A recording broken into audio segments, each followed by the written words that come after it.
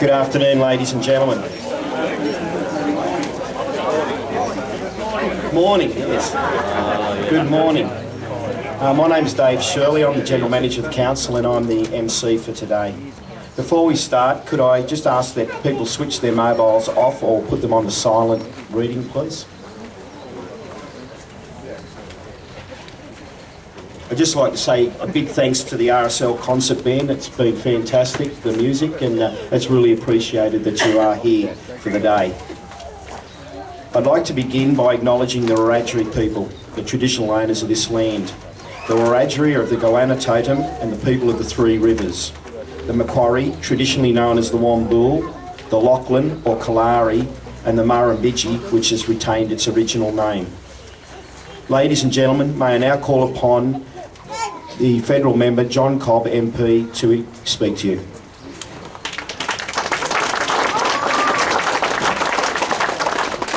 Thank you very much, David, and welcome to everybody here today, in particular my colleague Paul Toole, who, as a member and as the Mayor, and Sue Martin and the Chifley family in particular, quite obviously, and all those from the Council and particularly those who made today a possibility. As David went at great pains to tell me not long ago, it took 20 years for the Council as the main instigators to make it happen. Ben Chifley and his predecessor Curtin, I guess, were two people who were respected by people from all walks of life and all sides of politics. And Ben Chifley in particular, I think, was liked by all sides of politics as well as all sections of society. And the thing, I guess, he would labour, I'm a national, but we were both born here and he certainly lived here a lot longer than I did. But I think as both representing this part of Australia federally, I'd like to think we're both equally proud to have done that. And both working people. These days in politics, it's not very common to find somebody who actually worked with their hands. Ben Chifley did, and I did, and I'd like to think that we would both agree on that. But it is a very big thing for Bathurst. It's a very big thing for our part of the world. And I guess 5112, I hope I got that right. I did. It's magnificent to think that all those years ago, prior to politics, Ben Chifley pushed that train around the region. And I'm assured that goes back to not to last century, to the one before, when it was first put on the tracks.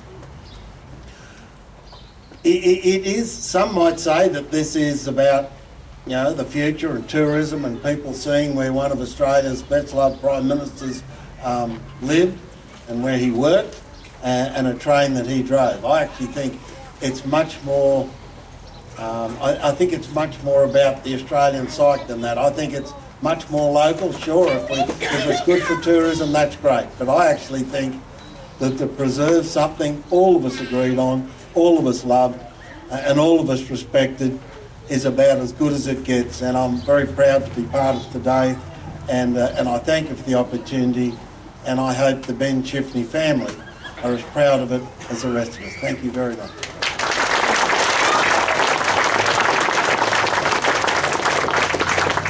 Thank you, John.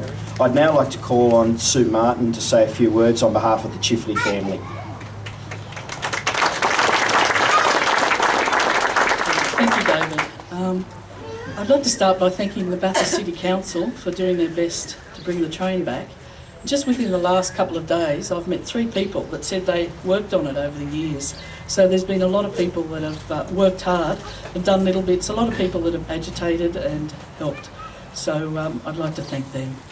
I'd just like to acknowledge also Terry and Ray and Kim and the rest of the Chifley family. They're all great nieces and nephews also of Ben.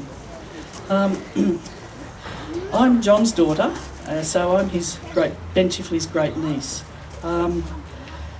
Although he was Prime Minister, Uncle Ben always was an engine driver first, and many of the skills that he acquired as a train driver and working here in the railway yards he used to advantage when he was a politician and when he was Prime Minister. He had four great loves actually, Auntie Liz and his immediate family, his brothers and their family. He loved Bathurst and he loved train engines. He loved driving. Once in Queensland, he was talking to a group of railway men and he said, you know, sometimes I still feel like I have the throttle in my hand, the blow of the steam and the hiss of the Westinghouse.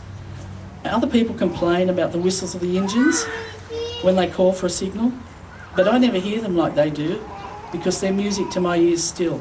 So he also said, I feel like I've kept so close to engine driving that I could go back to it tomorrow.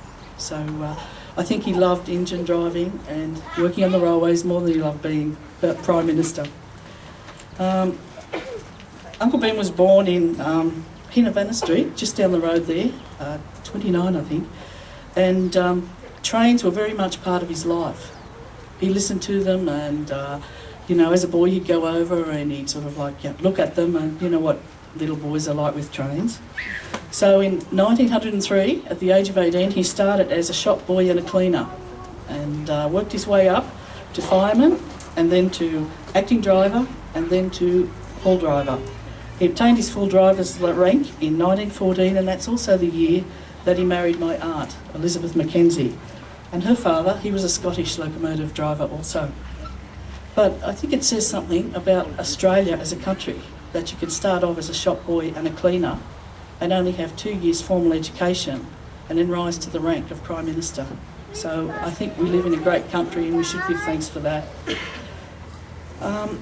Engine driving gave him lots of satisfaction, but he took a lot of pains to learn as much as he could about it, to master all the technical and industrial sides of the train and the driving. He studied all the theoretical and working aspects of safe handling of locomotives and its braking system particularly. I guess if you can't stop a train, there's trouble.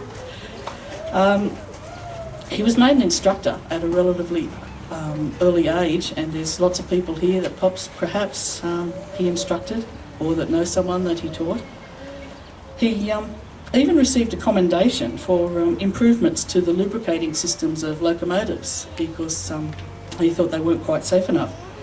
And he was always reading the union journals and the overseas technical journals, and he studied every new development that came along to do with trains.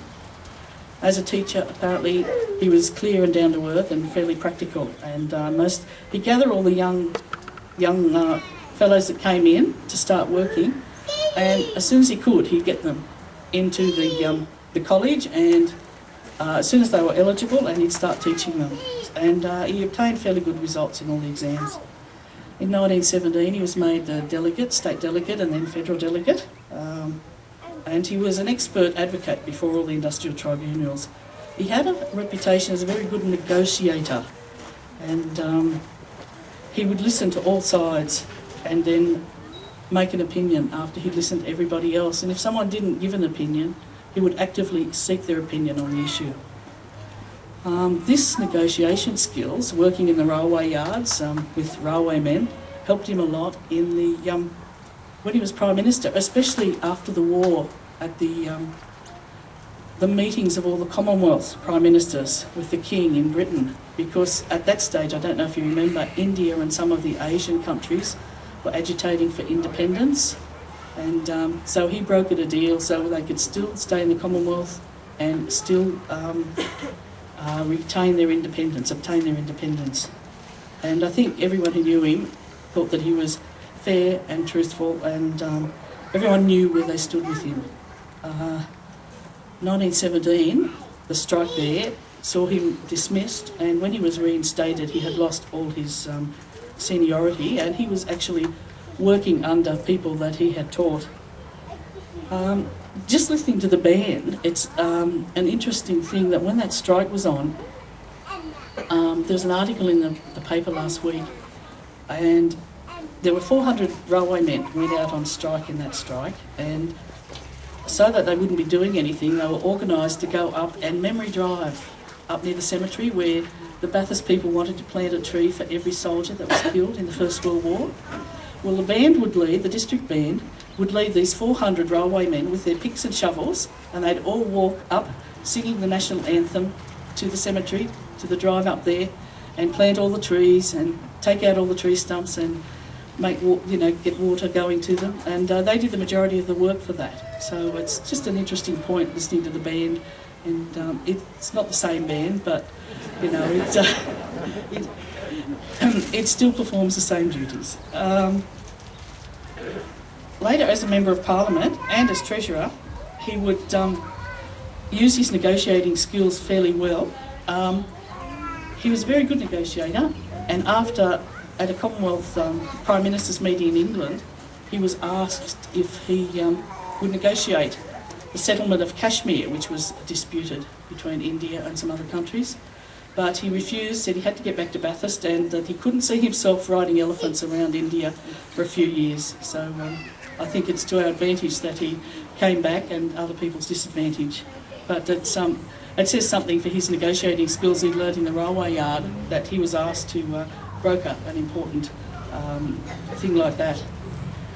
He was a hard worker. When he was a driver, he'd drive 16, 17 hours a day, and he continued that, working, when he was a Prime Minister. Sometimes he would start very early in the morning and not finish till midnight and get just a few hours sleep. And a lot of his staff did also.